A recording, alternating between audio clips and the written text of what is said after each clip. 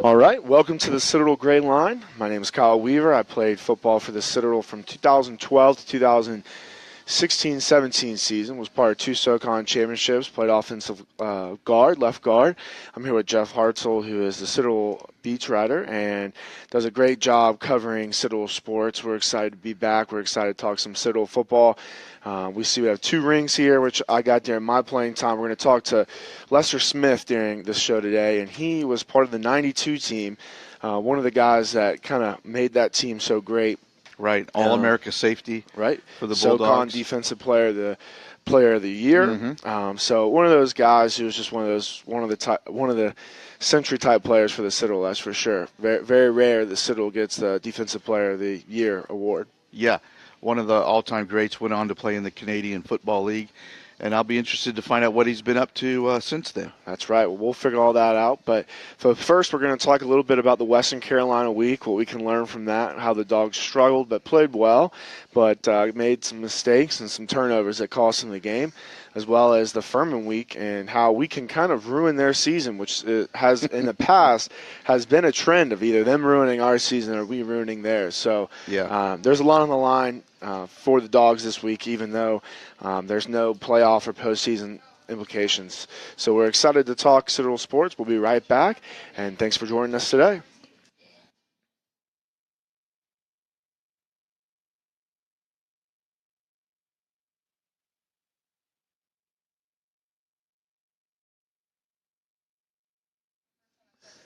Welcome back to the Citadel GrayLine. My name is Kyle Weaver. I'm here with Jeff Hartsell. We're here at the Charleston Sports Pub in Mount Pleasant, South Carolina. Jeff, we had a close game. We were in the game even into the third quarter, but some turnovers and costly mistakes in the red zone really cost us the game. Yeah, we've talked about red zone a lot this year, haven't we? We really have. And it's been a season-long issue for the Bulldogs, and it didn't get any better against Western Carolina, especially when you think about that. What ended up being a red zone turnover, I guess, the 51-yard pass to Cam Jackson late in the first half that could have given the Citadel a lead. Western Carolina made a great effort to strip the ball from Cam right at the goal line. And after a pretty long review, the refs determined that the ball had come out before Cam crossed the goal line. So the touchdown was wiped off, and Western Carolina got the ball back. That ended up being a pretty big turning point in the ball game. You know, those mistakes, I guess you would call it a mistake of maybe not finishing as fast into the end zone as you can. Yeah. You don't really typically see that from a fifth year like Cam Jackson, who has so much experience. But, you know, it happens to the best of them, as it did to him. And, you know, we see that routinely in the NFL or college football, that happening to guys. So, I mean, it's always funny to see on TV when it's not your team, but when it's your team, it's sad. But you might remember it happening to Isaiah Smith against Western Carolina. I mean, it's one of those deals. That's exactly what I said the first time it happened. Is like, what are the chances it happening against the same team? But you know, it's one of those things where we made a lot of other mistakes, but that would have been a 16-10 lead, I believe. Right. And that would have really, in the first half, and that would have maybe changed the complexion going into half. Yeah, it was a turning point, but I don't think it's why the Citadel lost the game by any means at all. It seemed like Western Carolina was going to score what they needed to score. If you remember, the Citadel came out, start the second half, blew down the field in 3 plays, scored a quick touchdown to tie it up. And then on the next play, Western Carolina broke an 80-yard touchdown run by Detrez Newsom. So I think Western was going to score whatever they needed to, and they ended up winning by 31-19. Yeah. So this is a Western team that has really had a breakthrough season and really a brave performance by their quarterback, Tyree Adams, who had been forced out of the Furman game the week before with a knee injury. He came back and played great against the Citadel. You know, we were hoping he would be a little slower, but it didn't seem to really bother him. I don't think he ran quite as much as normal, but when he had to, he ran great. Right. And, you know, talk about our quarterbacks. We threw 2 interceptions in the end zone. Is that correct? Yeah, 3 interceptions altogether, 2 in the end zone. And, you know, one of them was just a very bad. He was rolling left, and Dom threw it back across the middle. Crossbody. And just a decision you don't expect a senior to make. But you can understand the pressure they're feeling after all the red zone problems they've had. They haven't been able to run the ball in the end zone all season like a triple option team should. Right. And so I think they decided, well, we'll see if we can throw it in, and that didn't work any better.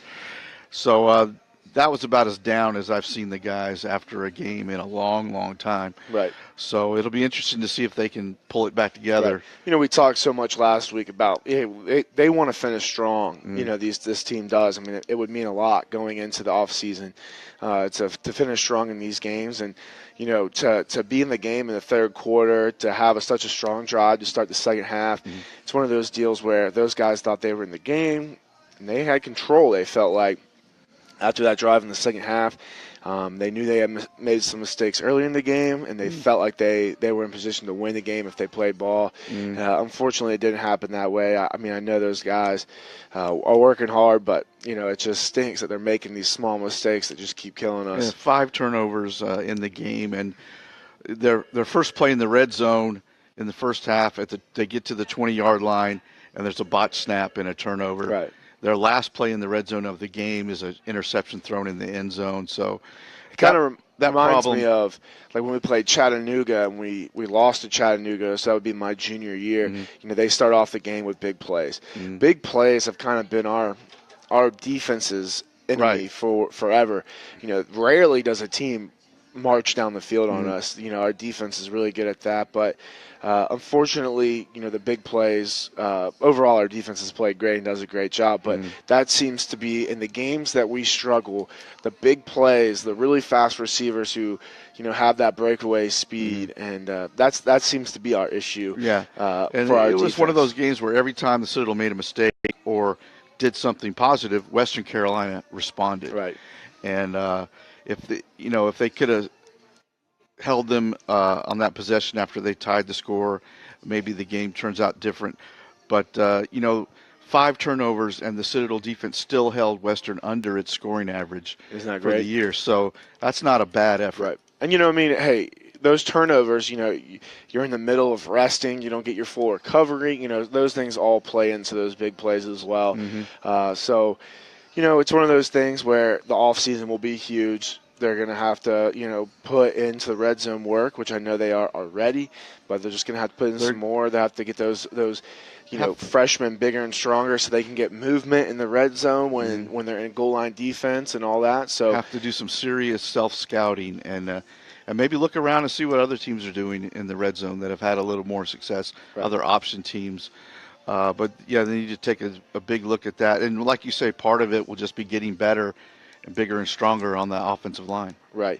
I mean, that's so much, of this team. I mean, like a Western Carolina, you mentioned how they kept bouncing back. That's a sign of a team that, they haven't been great in the past, but they've always been middle of the pack, and they've been in some ball games, those guys.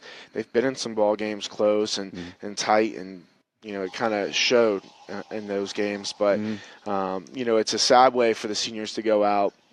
Well, it's not all over yet. They can Right. still, if they can beat Furman, which is a huge ask. Furman is playing great this year. They can finish with 3 straight winning seasons, which it doesn't happen very often at the Citadel. I think it's back in Lester Smith's teams. The last time they had 3 winning years in a row. And this senior class can be, if not the winningest class, maybe one of the winningest classes in Citadel history. They won 5 in Mike Houston's first year, then 9, then 10 in Brent Thompson's first year, and they have a chance to win 6 this year. Yeah. So they can be one of the winningest classes in Citadel history as well. So still a lot to play for, and of course, just the thrill of beating Furman. Right. We'll get into that later. We're going to tell some stories. We're going to talk to Lester about that. As they did beat Furman in the last game of the season to clinch the SoCon series. So I know this Furman-Citadel matchup at the end of the year has always been an interesting one that seems to go different than everybody thinks it is. And, they got new coaches, and we're going to talk about that in the next segment. So we're very excited to talk on that. But we'll be right back. We're going to talk about Citadel. We're going to talk about the new coaches. We're going to talk about a little bit of everything. But we're excited to be back, and we're excited for Lester Smith to join us later today and talk some football back in the 92 days.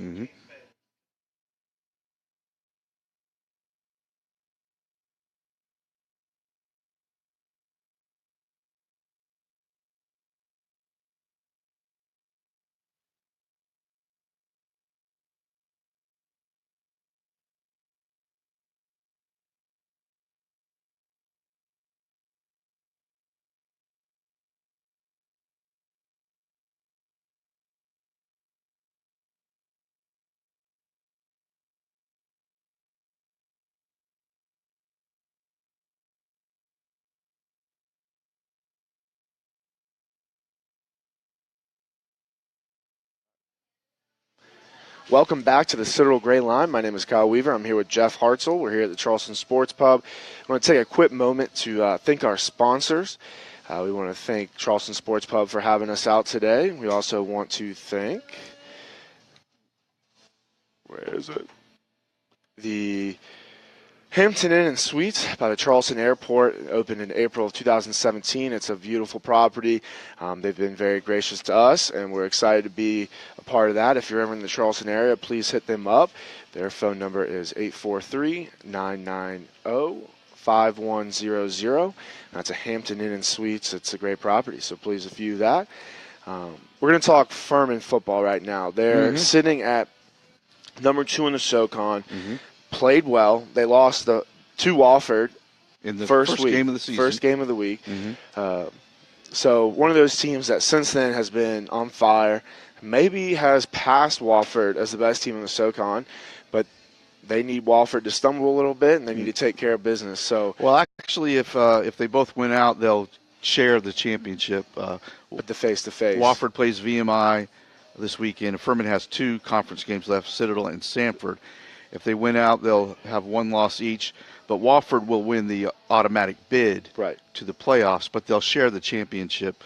So that's really a great result for Furman, considering they started 0-3 this season, losing to Wofford, Elon, and North Carolina State. Of course, there's not a bad loss in that bunch because Wofford and Elon are both top 10 teams now. Right. And in the FCS, and obviously NC State was contending for the ACC division title before they ran into Clemson last weekend.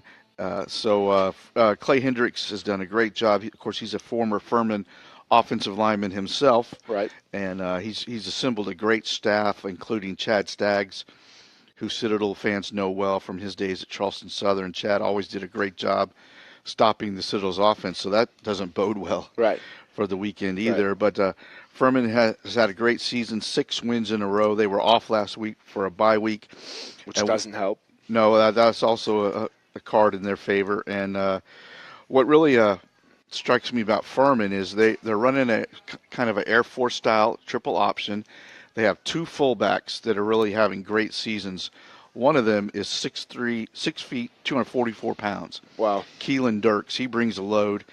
He's rushed for 549 yards. And then the other fullback is Antonio Wilcox, 6'1", 230 senior. He's rushed for 575 yards. So it looks like they're kind of splitting the load pretty evenly there. Wilcox has 123 carries and Dirks has 112. And then their top slot back is Darius Moorhead. He's a redshirt freshman who has 414 yards. But the thing that strikes you about Furman is they don't throw the ball very often. Only Citadel and VMI have thrown it less than Furman this season. But when they throw it, they're the number 1 team in pass efficiency in the Southern Conference. Look at these averages for their receivers. 20 yards per catch, 18 yards per catch, 20 yards per catch.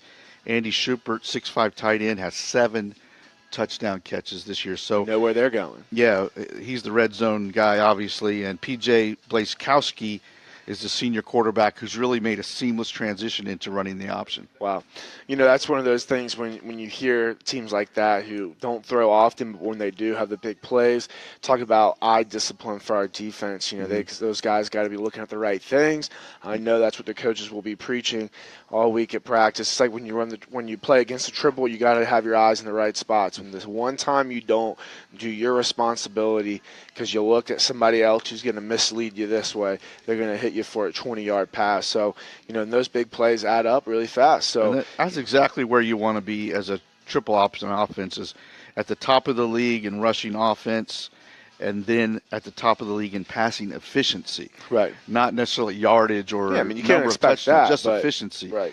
And that's where you really want to be as a triple option team, and they've done a great job so far of taking what they had. You know, I talked to Coach Hendricks on the phone yesterday, and he said we had to find some fullbacks on the roster. They found some. They knew they had a quarterback that could do what they needed him to do. Right. Run the ball a little bit and throw the ball great, and that's what P.J. Blazkowski has done. Of course, Citadel fans remember him from about 4 years ago. He came in for an injured quarterback at Johnson-Hagan Stadium and played great in a Furman victory over the Citadel. So, and now he's a senior. Right. One of the on the opposite side of the ball, we have what we talked about kind of earlier is the CSU coaches who have now taken over that defense, and every Citadel fan who's watched the CSU game has known since Chad Wells' era there, while he was there, that they brought some guys who know how to stop the triple option, who know how to stop our offense. They go back to D2 ball when they were at North Greenville, I believe, and our coaches were at Lenoir Ryan. So these guys have a history. They played each other. They know each other's defense and offense. So it's going to be one of those tests where they know what we're going to do and we know what they're going to do. So it's going to have to be one of those deals where we're going to have to man up and just play better. This is going to take the Citadel's best game of the season, in my opinion, to have a chance to win. Furman is number 3 in the league in rushing defense. They have their leading tackler is a safety who's 6'4", 212 pounds. His name is Brian Oke, and he has 60 tackles. That's an imposing figure back there at safety, 6'4". Wow. So, and they lead the league in sacks. They're among the lead leaders in sacks, which might not figure in too much against the Citadel, but it just shows you what a job Staggs has done. I think last year they had a big guy in the middle. They had one of those guys who's like 5'10", real short but big guy.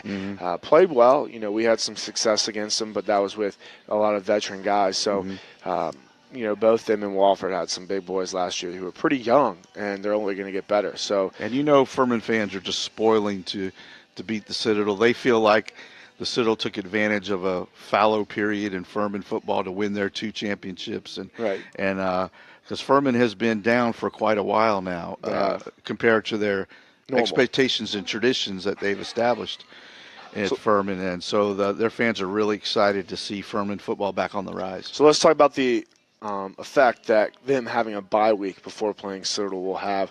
Obviously, they have a whole nother week of practicing against the triple. Even if they don't spend the whole week on the triple, it just helps them make sure that they're not overlooking us, helps them get the experience against the triple option. So that's a pretty big deal.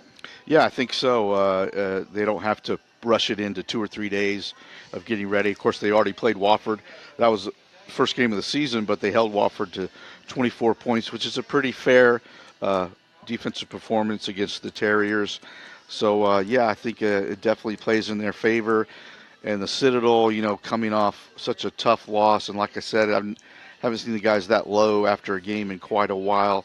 So it'll be a tough task for them to get themselves back up. But I think the fact that they're playing Furman will help, and the fact that they still have a shot at that winning record, and sending out these seniors with 6 victories in their last season with Clemson coming up means a lot to them. I know one of the things that this coaching staff does a great job of is finding what motivates the players. They're going to find ways to convince these guys that, this is a big game, which it is. I don't think there's going to be much convincing needed. As we talked about earlier, of who everybody views our rivals as, everybody has a different opinion. But I know Charlie Baker is definitely at state night on Monday. He's going to give this hoorah speech. He already did. I actually saw some Snapchats of it. It was funny.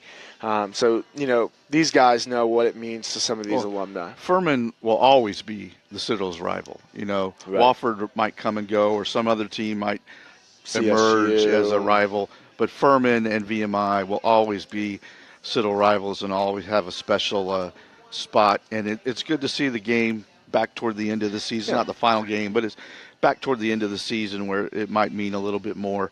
So, I'm really looking forward to it. Well, the Citadel better get used to this trip because they're making it 2 weeks in a row. They might just stay up there. They're going to they might as well just stay at Lookout Lodge for another week and get some extra practice in for Clemson. And some people have asked me, well, should they start playing younger guys, and should maybe Jordan Black start playing quarterback? No, man.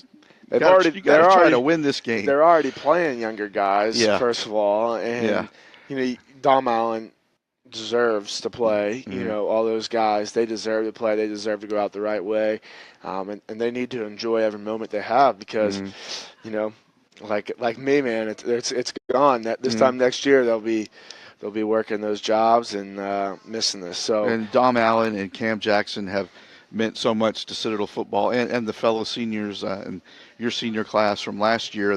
Those are the classes that really made this era possible of two SoCon championships. That's half the SoCon titles that the Citadels won in their history have been won the last 2 years. So really some great accomplishments, and you hate to see them go out disappointed, but I think when they take the long view, they'll be so satisfied and proud of their careers. You know, those are the guys that their first season was 5-7, and they went all uphill from there. So those are the guys who have now been through 2 rebuilding processes. If you view this now as a rebuilding year, which some would say it is. So they've been through the first and now the second. So these guys are not just doing it once, they're doing it twice. And, you know, they're going to also be able to look at the years to come and the success that this team has, you know, next year and the year after that is something that they were a part of, being the leaders to develop those players. And Dom Allen made a good point this week that the one reason they were so disappointed Saturday is because their expectations, they've learned to have high expectations of themselves and high goals. And when they don't meet them, it feels even worse than it might have otherwise. So, you know, back when I was a freshman, you know, not that we were okay with losing, but it was reality, you know, and it happened a good bit. We got lucky my freshman year to have some good wins against some good teams, but overall, you know, those guys had been on losing teams for 4 years. So it wasn't something that hurt as bad when they lost because they were so used to it. But these guys, you know, they won 19 games in 2 years, so you get used to that, and the fans get spoiled too, and the writers. That's so. But you know, it goes in cycles, and it's hard to get to the top, and it's hard to stay there too. And well, we're gonna take a quick little break. We're gonna be right back. We're gonna talk. You know, we're going to talk about the replays. Of the Citadel is one of 2 teams, I think, that has the replay option. So, and it's kind of hurt them this year in that sense. They're 0 for 2, or at least Coach Thompson is. So we're going to take a look at that, and we're also going to talk some numbers about. Jeff wrote an article about some numbers, and we're going to look at that, and I'm just going to talk some more Citadel football. We'll be right back.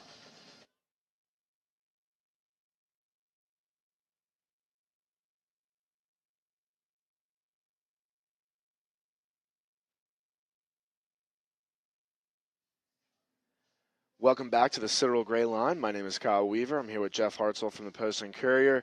We're going to talk a little bit about this year, the SoCon has allowed teams to have the option of having replays that we see at the bigger level football. And Citadel and Mercer are the 2 teams that have those options this year in the SoCon, as it does cost a lot of money. And it's hurt the Citadel this year, and it hurt the Citadel this week against Western Carolina. And it's just sort of the irony of the situation that might rub people the wrong way, and the question of whether a league should have replay at some stadiums and not all stadiums. That's a legitimate question, but it's been done in other leagues with a gradual rollout because not every school is ready at the same time. Now you might say, well, let's wait till everybody's ready and then do it so we have an even playing field throughout the year. But that's not the way a lot of FCS leagues have done it, and that's not the way the SoCon athletic directors decided to do it. So the Citadel and Mercer are kind of on the cutting edge of getting the equipment and the technology needed to have instant replay at their stadiums. And it's just, you know, I can remember joking, or other people joking, back when the Citadel announced they were going to have replay. Well, it'll come back to bite them probably, because no good deed goes unpunished, right? You know, you try to lead the way in the league, and then a play like that happens, the Cam Jackson play. But if it was reversed and the call was made wrong, everybody would be like, well, why didn't we spend the money? You know, why didn't we spend the money? So it's really a no-win situation. The bottom line, everybody seems to be satisfied that the call was right. The overturn was correct. The questions were, you know, sort of how long did it take? If it was indisputable evidence, why did it take so long? And the idea that there's not replay throughout the league, and if that play had happened at Western Carolina, it would have stood as a touchdown. Also, that the bigger level, there's more cameras to look from. So and that was another issue on Saturday. The goal line, Citadel has goal line cameras. You can see them right there at the stadium on the goal line. Those are not available to ESPN3. they're only available in the replay booth. So fans watching on on ESPN3 or the big screen did not see a goal line angle. And from the rear angle, it's a very close play. When I saw the play live, I thought he had scored, and I didn't think it was particularly close. But then you saw even the rear angle on ESPN3 is, oh, that's close. And so apparently I did not see the goal line play. The Citadel won't release the picture for some reason, uh, although they have it, of the goal line angle. But according to Brent Thompson and others, it's pretty clear that the ball was coming out before he crossed the goal line. And if the wrong call was made, Coach Thompson would let people know that. But they probably just aren't releasing it because it's time to move on to the Furman week, and I think they that's right. have the 24-hour rule, and they're back to business and focus only on Furman, and that's in the past now, which is tough. I mean, it's one of those deals where. Because they don't have all the camera angles, that the call might have been wrong or right, or could have been, made differently. And well, the commissioner says he expects 5 or 6 more schools to have replay next year, and then by 2019, everybody should be on board with instant replay capability at their stadiums. That will make a big difference in just consistency for all the teams as well. Another thing we want to talk about is your article. You do an article every week. You can find it online on the Citadel Sports Post and Carrier page, and you do it by the numbers. So a few things you had is we have 29 red zone trips this year in SoCon games. In SoCon games, and only 12 touchdowns. Yes. So it goes back to what we were talking about. For a triple option team, you would think we'd be a lot better. Hope so, and any winning team is going to have a way better 12 out of percentage 29 is not a good percentage. 29 trips in the red zone is actually a pretty good number. If you look at the rest of the league, it compares, it's right at the top for a number of times. They're really close. So between the 20s, they've been fine. Once they get into that, and you talked about how different it is in the red zone, and Coach Thompson talked about that this week. The space gets smaller, the defense gets tougher, and they try some different things, and it's just a smaller space to operate in.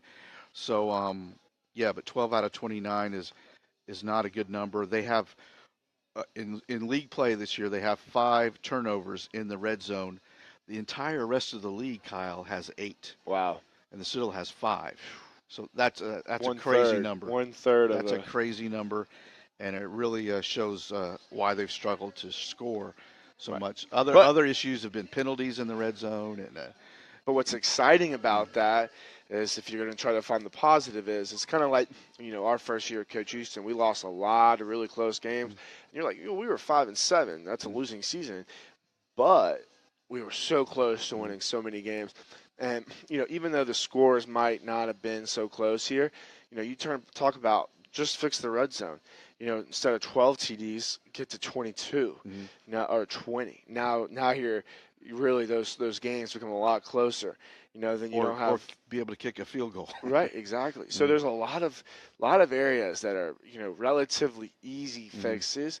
I mean, they're obviously not easy, or else everybody would fix it and it wouldn't be an issue. But it's exciting to see that, hey, if we control it, it's not like people are just going out there and beating us. We're turning over the ball, we're giving them opportunities to beat us, and they're beating us. So that's what being in a good league like the SoCon is worth, and it's unfortunately for the Citadel Bulldogs not the best thing this year. Maybe Jordan Black won't be the power runner at the goal line that Dom Allen has been, but maybe he'll have a better feel for throwing it into the end zone, and maybe that'll open up another avenue to score when they get close. Plus, we have a 230-pound Brandon Berry should fullback who's play a bigger role freshman, next year. He actually played some against Western Carolina and didn't break out any big runs, but you can see the potential there for a 230-pound fullback. Right. I mean, and that's only become more and more of our game plan as well. Also, those guys up front, we have 2 freshman guards. Those guys already have the size. Coach Cecil is going to do great work with them. And then Coach Boyd, I mean, those guys have the 2 best coaches in the land, and they're going to, definitely be ready to make some movement next year in that red zone. So we want to take a second, go to Eric Hubbs. He said the O-line is doing a good job, better each week, leading conference in rushing, fumbles, interceptions, and four and outs in red zones involved more than the O-line, which is very true. The O-line is doing better every week, and I'm an O-lineman, so of course I'm not gonna blame those guys. It's just easy to look at two freshman guards who are gonna only gain experience. Right, and it's easy for me to talk about the O-line. I think that's a fair point. Although I would say that some of the turnovers and other mistakes have come on third or fourth down when they haven't been able to run the ball into the end zone on first and second down. It's a team game. Right. It's a team effort. Some of the mistakes that have led to turnovers have been made by senior and junior players. No doubt about that. You think about Tyler Davis, a great center, a junior, and Dom Allen, a senior quarterback. They've had some botched snaps this season in key situations. So it's just been one of those years where they haven't been able to put it all together on offense inside the red zone. Between the 20s, like Eric says, they're leading the league in rushing. They're among the top 2 or 3 in the country in rushing. So, it's just a matter of converting all those yards into some points. Yeah, and those guys are those guys are the hardest working unit, biasly and unbiasedly on the team. So, and they'll all be back next year. Right. Exactly. That's exciting. And they have a good leader in Tyler Davis to follow for next year, too. He's going to, get more time with those guys in the offseason, and it's going to be great. We also want to thank Scott for joining us in from Rochester, New York. Some great golf up there. We're excited that you guys are joining us today. And we got the Banks of Lake Ontario joining us as well. So that's exciting. Thank you guys for joining us today. We're going to take a quick break. When we come back, we're going to talk a little Citadel basketball real quick before we talk to Lester Smith, and we're excited for both those segments. We're excited for some Citadel basketball and a new season to begin, so we'll be right back.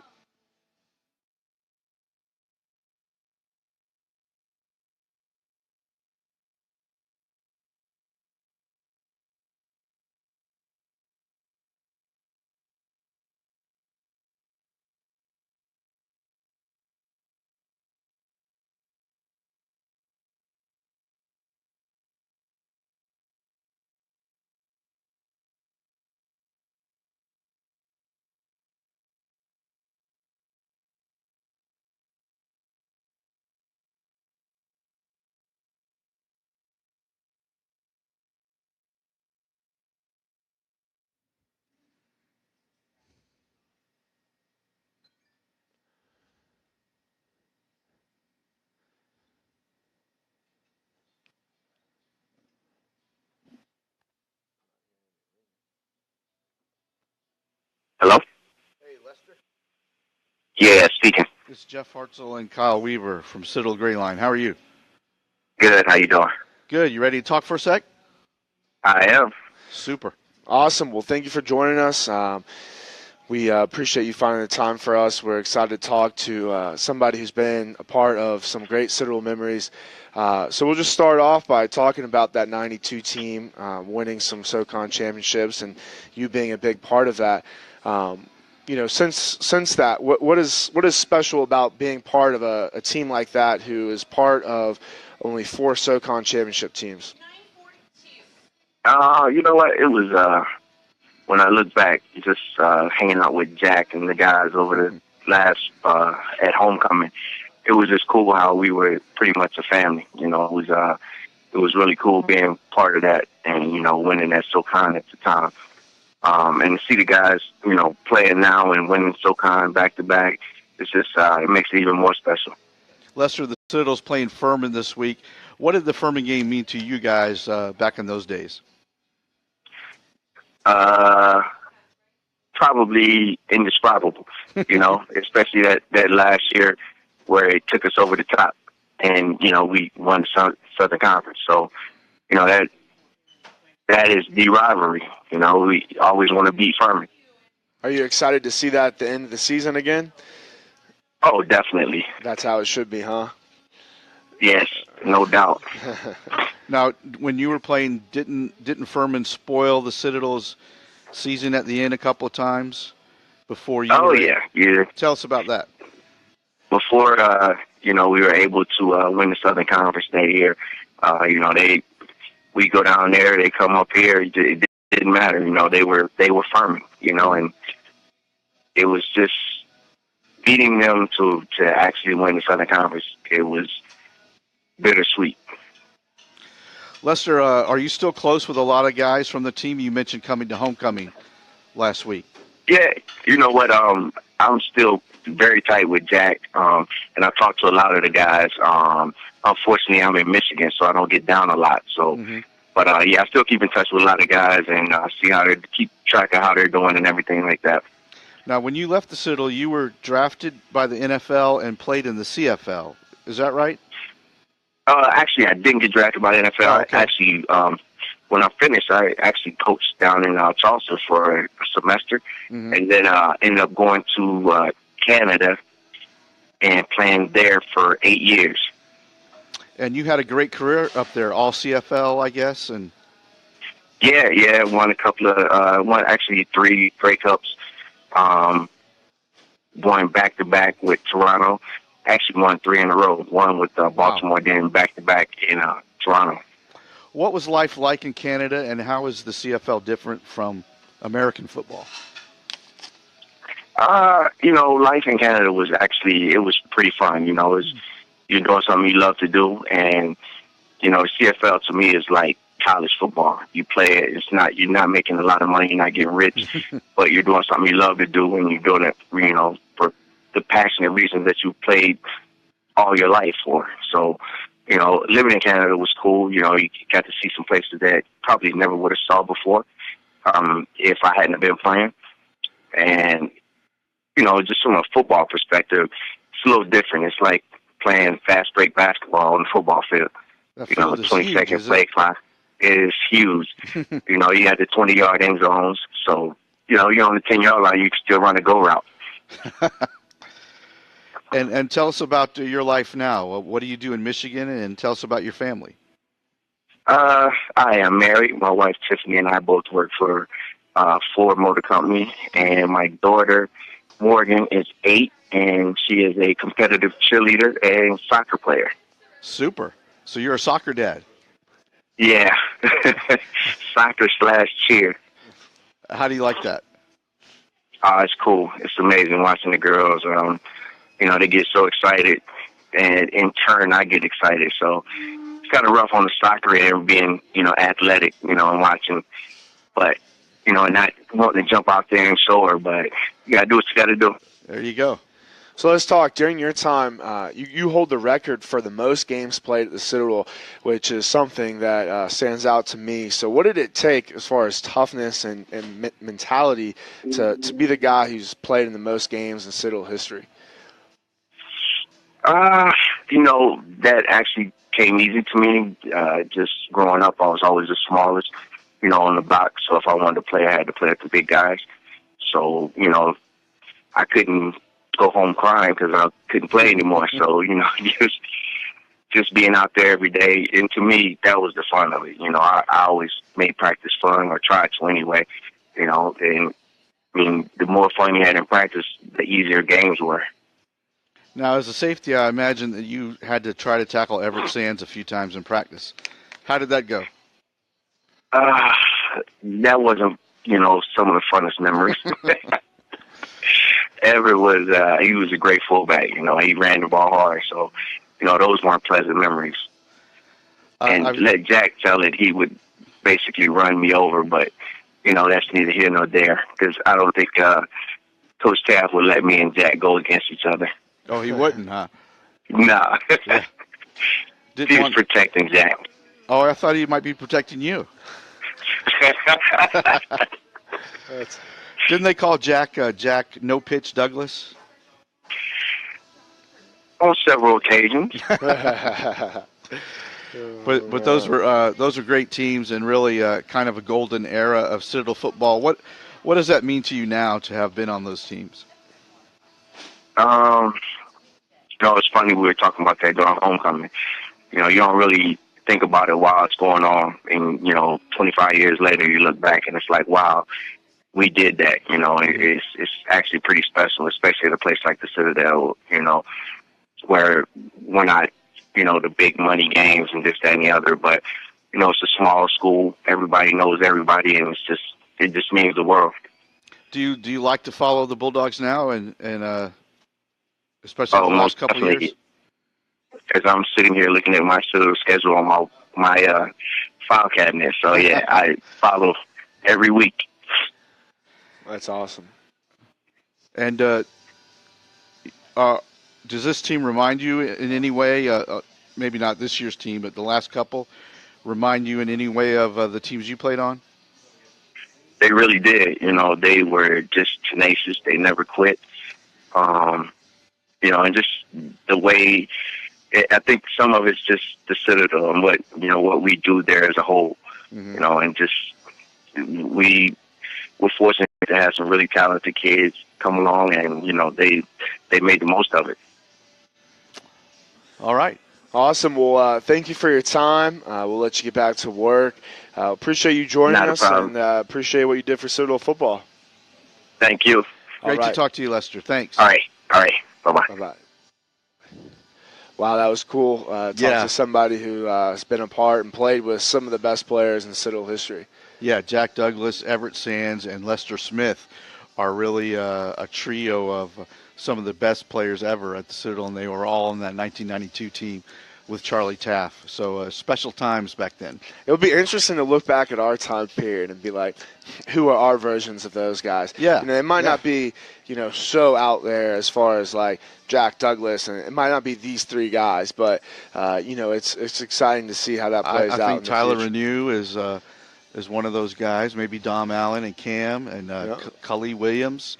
Definitely. The play he made last year at Wofford. And, that's unforgettable. Being right the SoCon Defensive Player of the Year. Maybe Kyle Weaver might be on the. No doubt. That's definitely going to be one. The Mount Rushmore of Citadel football. Oh, man. No.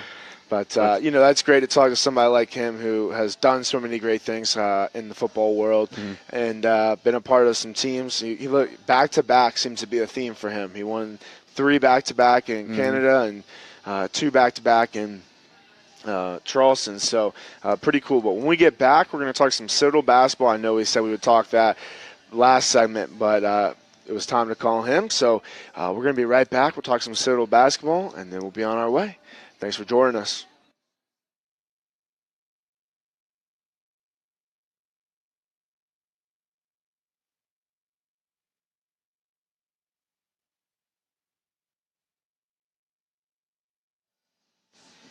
Welcome back to the Citadel GrayLine. We're going to talk some Citadel basketball, Jeff. I know you are very close and have been starting to push some articles out about Citadel basketball. Yeah, it's time for the season to start. It starts Friday against Oglethorpe, the season opener for Coach Duger Baucom's third team. And I know he's really counting and planning on some improvement this year over the first 2 years. Duger plays an unusual style, fast-paced, a lot of three-pointers up and down the court. Only one team in the nation played at a faster tempo last year than the Citadel, and Citadel led the nation in scoring last year. So he's got no seniors on this team, 3 juniors, 5 sophomores, including Preston Parks, who was the freshman of the year in the league last year, and then 6 freshmen coming in. And I know he thinks at least 3 or 4 of those freshmen can play key roles this season. So this is a year where Duger Baucom wants to and needs to show some improvement in the win column over the last couple of years. He's made a huge change in the style of Citadel basketball. Now he's had a couple recruiting classes for his style. So I know he thinks it's time to see some results. The big thing is keeping those key guys. Every year I feel like we have 6 freshmen coming in, if not more. I think last year we had a lot more than that. But it's exciting to see that we have Cap and the freshman SoCon Player of the Year, as well as some of those other guys who played a key role in last year's team. If we can really build those, then Citadel basketball could be strong in the years to come. I think this year will be an improved year, and the next year is the year when they should capitalize on having 3 seniors. Zayn Najdawi, 6'7", junior forward, has been a great player. Has not made all conference yet, even though he's that type of player. So maybe this year will be the breakthrough for him as far as that goes. And then Matt Frierson is a junior. great three-point shooter, as is Quason Williams. And then that sophomore class, one key guy is Kalen Harris. He looks like a tight end. He's 6'4", maybe 230, something like that. Really a great athlete. He broke his foot last year and missed 12 games and still made the all-freshman team. Wow. So that tells you what the coaches thought of him. If they could get a full, healthy season from Kalen Harris, that will make a big difference for this team as well. So what are some games that we can look forward to this season? I don't know if you looked that far ahead, but what are some games that Well, they have some exciting? big road games. Virginia Tech, I think, is the second game of the year. Then they go to Ohio State. That'll be a big game. The biggest non-conference home game is probably James Madison coming up. They do not play the College of Charleston this year, which is kind of disappointing for fans of both teams. Right. Because that's a great rivalry. And none of the three games. teams in the Charleston Southern, Citadel, and College, none of them play each other this year. So we're kind of missing out on that a little bit. Now we start playing them again next year in football. Is that correct? That's correct. In football, they have I think it's a 3-game series set with Charleston Southern. So, and then they have a Bulldog Bash tournament coming up in December where I think Army and Marist are two of the teams coming in to play in that tournament. And then, of course, hopefully they'll be in good position by the time the SoCon tournament comes around in March. Yeah, that will, definitely. And we've always kind of started winning games later and later in the season and kind of been like, maybe we'll win a few in the SoCon. So I think that will definitely be exciting to see. I know the SoCon is a tough league this year. It's really a good year for the league. A lot of experience, good players coming back. When you look at Mercer, all their guys are back. Furman has a lot of guys back after a great year. They have a new coach in Bob Ritchie. And then Samford has all 5 of their guys back from a 20-win team. So it's a tough year in the SoCon. Yeah, and, I know as a football player, we would get out of practice, we'd go take a shower, we'd go hurry and eat mess, and, that was one of the best stress relievers was to go to a game and cheer those guys on. We had a great time, and, it was something to do besides military, school, and football. We just could go and joke around. So we had some characters, Greg DeCoco, Jalen Lampkin, all these guys, Dondre Copeland, Nick Willis, Mitchell Jeter, all those guys. I remember seeing those guys at games, and it makes a difference for the basketball guys. Yeah. They love it when no doubt. the football guys and other cadets come out to the games. Yeah, and we've had some, core involvement. I know the Commandant's done a decent job of that. Hopefully that will continue this year to get that. You want to get it to where the cadets want to come, right? Because it's fun. You don't want to have to make them. But you got to start somewhere. And this is it's a fun team to watch because they're up and down and they score a lot of points. But it's even more fun when you win. Right. And that's the next step. Yep. So we're excited for that. I know that's next, and then baseball season after that. So it's just nonstop. And today is signing day, and Tony Scholes should have his first class of recruits. I don't know if they'll announce it today, but they're signing today, and they should announce it sometime soon. And we'll see who will make up really the core of his first few Citadel baseball teams. Those guys are going to play a big role in how he is reflected as a coach, and those first few years are pretty key to get some good guys in the door. So, we appreciate everybody joining us this week. We're excited to be back next week, hopefully after a big Furman week. And we're going to talk about Clemson football next week. We're going to have a big game up there. It's going to be a close one, and we're excited to go up there. We hope it's close for a while. Listen, I'm confident. I'm standing with the Dogs. Every Clemson fan knows where I stand, and we're going to put up a good fight, I have a feeling. So I changed my profile picture yesterday. All right. Back to me at Carolina, just to get ready for Clemson week, me face to face. So we're excited. Hopefully this will be Tyler Davis and whoever's Clemson. Who is the Gamecock? This is TJ Holloman. Nice. Who's actually, so Joe Crochet is one of my best friends, and he's actually went to high school with TJ at St. Pius, and we actually went and visited him. And then just recently, after football, we went to a Braves game together this year, and he's never seen this photo before I showed it to him. So that's what at least he says. And what kind of thoughts are being exchanged here? Yeah, we're just saying what's up. How's your mom? Yeah, my mom. Well, one of the comments is, I know you're reading scripture to him right now. So, it's a great time. And one of those photos, it was just perfect timing. So, pretty cool. And one of those I'll cherish for the rest of my life. So, appreciate you guys joining us. We'll be back next week. And shout out to John Rawl and Jeff Thompson, Mm-hmm. for all they do for this show. And we'll be back next week. Thank you.